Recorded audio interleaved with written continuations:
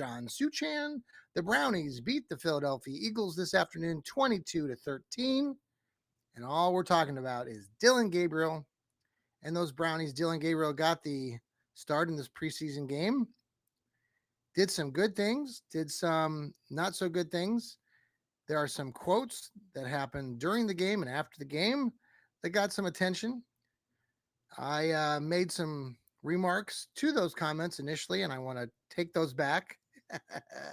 So welcome again here to the Fanatical Elves Network. This is our post-game show, and we appreciate you tuning in here. You can find us on Apple, on Spotify, and have a great number of contributors to our network, and they will all have their assessments on this game, including Steve Gill will have his Dog Pound South show tomorrow morning, Sunday, and he'll have his more,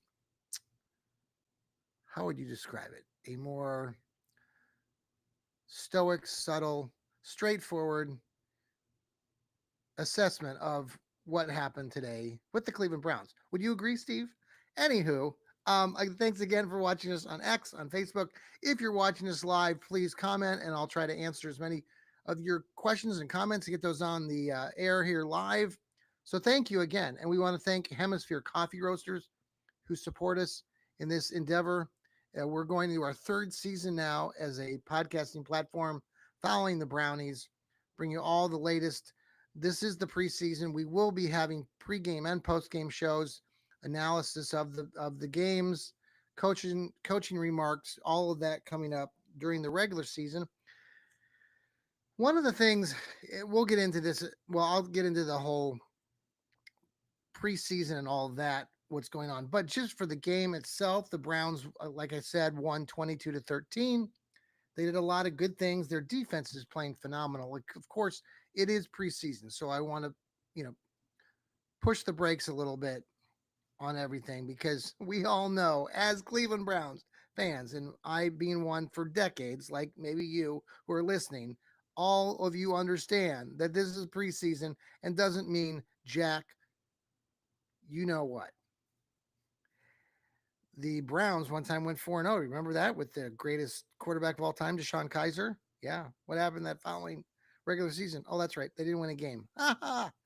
So all of this, take it with a grain of salt. I do not like the fact, though, that Stefanski, and I'll get into this more later, but that he's sitting the majority of his starters, plus even the rookies like Mason Graham and Carson Schlesinger, who are rookies. They haven't even played in the NFL yet. So all that to say, we'll see what happens next week. So in this game, the thing was that we had Dillon Gabriel coming in. I'm hearing music. Where am I hearing music from? Don't know where. Anyway, I'm hearing things, folks. Okay. So the Dillon Gabriel was the name of the game here today. He had that hamstring injury. It was a game time decision. They did play him. He looked good. He's a very accurate passer. And I guess the thing is that he had 6 years playing college ball. We've all seen him play at Oklahoma, Central Florida, then Oregon. I'm not scared of the guy. Never have been. So I'm not like enamored like some of you are with his accuracy, and that he's a kind of a manage the game sort of quarterback, which some of you love. Some of you love that he fits right into the Stefanski coaching and all of that. Stefanski loves this kid. I mean, he just is enamored. He's in love with him. You can hear it when he talks about the two quarterbacks between Gabriel and Shedeur Sanders. Anyway, back to the game. They go on a wonderful opening drive, 8-minute drive for the Brownies. They take it all the way down the field, get a scoring touchdown by their running back. I'll have those stats here in momentarily, but it was a very methodical, very good drive, scripted opening drive, Kevin Stefanski style. Great stuff. Dylan Gabriel made some good throws, accurate throws. I was impressed. The kid's, he's small. He's small. Now, some of you were like, "Oh, they had the first teamers of Philadelphia Eagles defense in there." No, they didn't. They had second teamers in there. Might have been a sprinkling of a first teamer here and there, but it was not the Eagles' first team defense. So please don't try to tell me that Gabriel beat the Philadelphia Eagles first team defense down the field and on an 8-minute drive. That didn't happen. Gabriel went against their seconds, did some good things.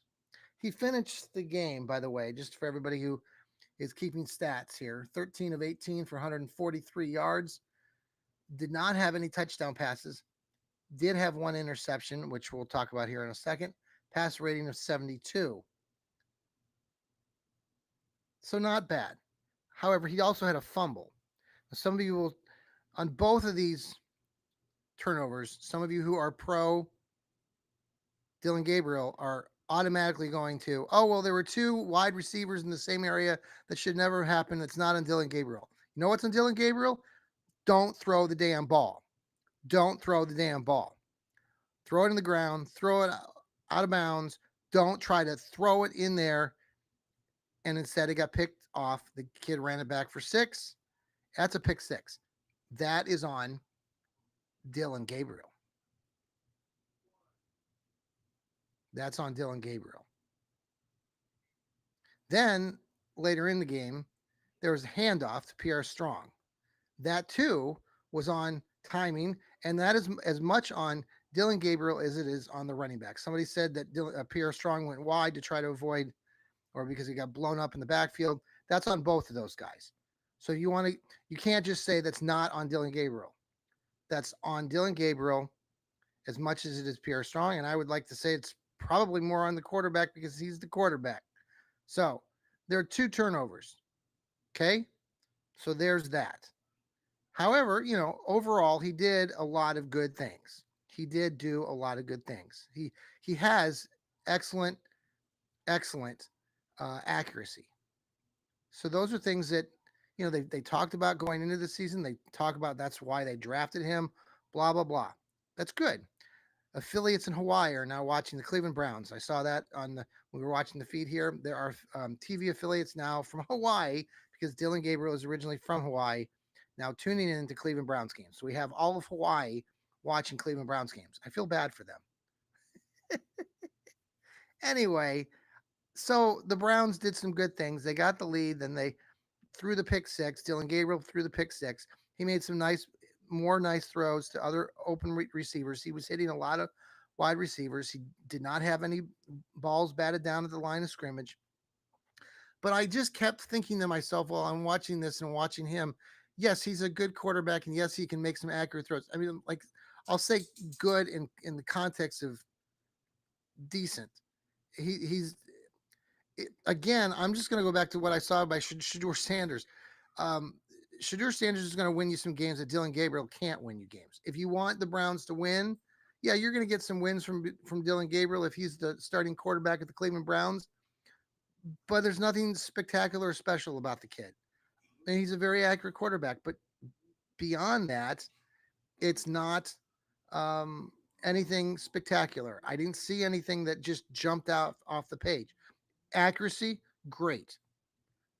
And if they can have 8-minute drives throughout the season, great. But that you and I both know that that's not going to happen. And you and I both know that defenses are going to figure this out within a week or two, and it's not going to go anywhere. And beyond that, he's small.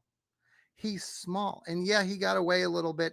But even if you watch these replays of these defenders that the Philly was running 4 guys at him, occasionally they would try to run a blitz.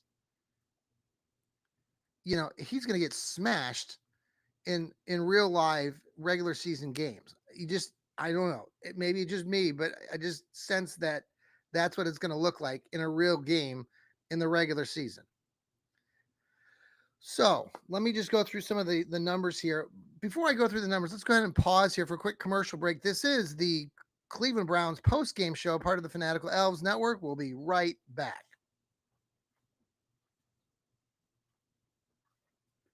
Hey, thank you for coming back to our post game show as we're reviewing the Cleveland Browns win over the Philadelphia Eagles, who looked, their practice team out there looked shitty.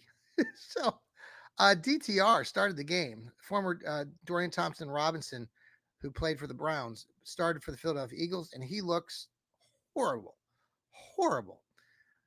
Then you had Cade McCord, or I'm not sure on McCord's first name, but the kid who used to play at Ohio State, then went to Syracuse, is now the backup, and I imagine that he'll probably get the job over DTR in the end.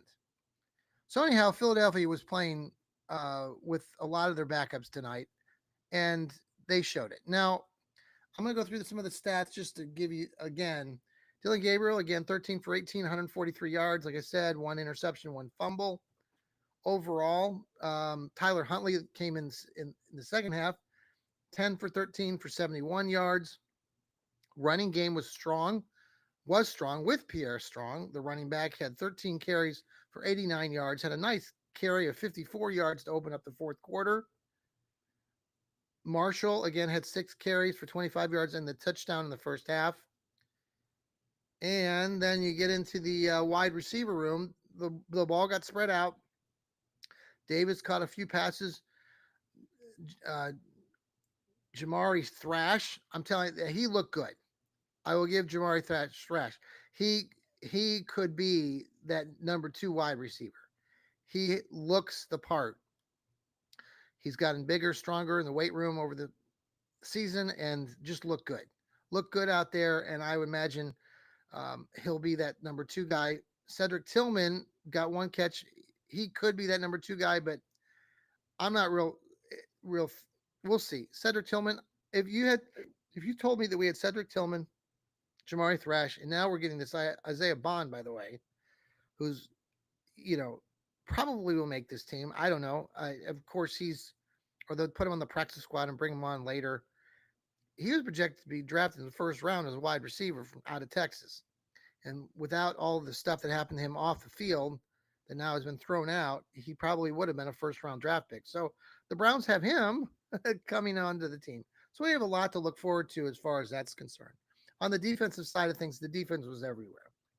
Tremendous. Isaiah McGuire, defensive lineman, was in there again with a 1 sack. We had Nathaniel, was it Watson, the other linebacker, had a really good game. Forget the kid who had the interception, but so overall pretty good. Now, what caught the attention of everybody after the game was a quote by Dillon Gabriel, the quarterback, the rookie quarterback, saying that he's a competitor and he's not an entertainer. He's a competitor, and he's there to win the game.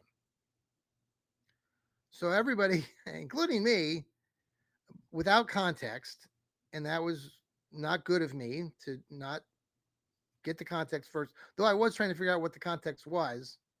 The local media, not the local media, the local TV broadcast here that was coming out of Cleveland.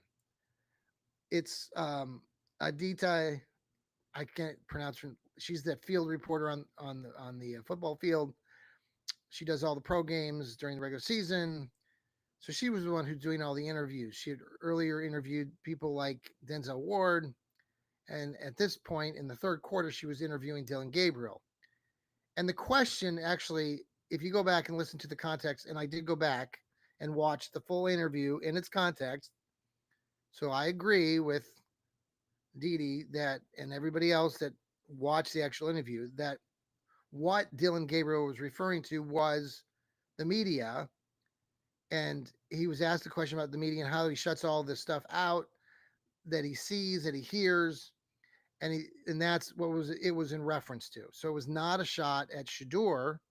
I agree with that. It was not, even though I said stupidly that it was boneheaded. So I take that back. I've apologized on social media platforms for that stupid comment of myself. But here's the thing, the part of this that, and it's hard to, you can't tell the kid on the football field while he's getting interviewed, dealing with Gabriel, that hey, if you say this, there are people like ESPN Cleveland and the NFL Network who are going to take that out of context and start posting it everywhere on in La La Land social media and make it sound like it's taking a shot at Shador Sanders. It's not. It wasn't. You go back and watch the full context of the whole interview. It's about the 5 minute mark of the third quarter. If you want to go back and watch the local broadcast of the Cleveland Browns for your own good, if you're listening to this broadcast or listening to our podcast and you want the full context, go back and find the Cleveland Browns play by play of the game at about the 5 minute mark. Joe Thomas, great lineman for the Cleveland Browns, and Chris Rose are doing the production. They go down to the field, and Aditi is interviewing Dylan Gabriel. Go watch it from about the 5 minute mark downward, and you'll hear and you'll see the whole question and answer by Dylan Gabriel. So there, Dylan, I'm supporting you there. However, I will say, considering everything that's going on in the world right now between him and Shador Sanders, throwing out a quote with talking about competitors and entertainers, even out of context, is just bad for business. So I think who it's bad for, I know some of you out there are big Kenny Pickett supporters. I think Kenny Pickett is done. I don't think Kenny Pickett, like my colleague Steve Gill said the other day, it's done. It's over. He's not. The Browns are going to either cut him or try to trade him or release him because Dylan Gabriel just showed that he can manage a game, and Shador Sanders showed 2 weeks ago or a week ago that he can manage a game and be an entertainer at the same time. Got that in. All right, so now we're going into the final week of the preseason. We'll have a lot more to say about that as we get closer to that game. That game will be against the Rams. It sounds like Stefanski mentioned after the game that he is going to be playing. It will be a dress rehearsal. He will be playing his starters or most of the starters. I wish they would have sprinkled some of the more of the starters in even in this game.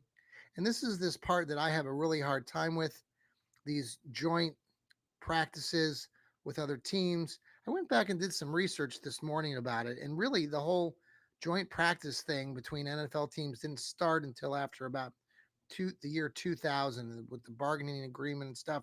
The teams are only allowed to do certain things and compete, and they're allowed to practice against another team like 4 times during a preseason. And so the coaches and players have kind of used those times as more coaching times, and then that leaves these preseason games as the scraps. And it's just stupid. It's I know they're I don't think the coaching staffs are trying to be ill intent, but the idea that they're doing these things, and fans now go to these preseason games, and there will be Browns fans that will go to the game on Sunday or next Saturday, and spend hundreds of dollars on tailgating, on food, parking, and watching a game.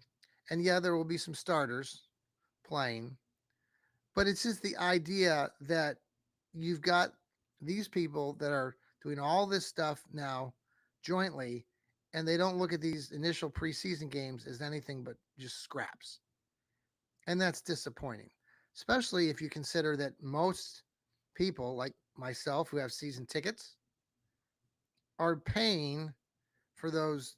Our season tickets include those preseason games, and we're not getting the full entertainment, the full value of our tickets.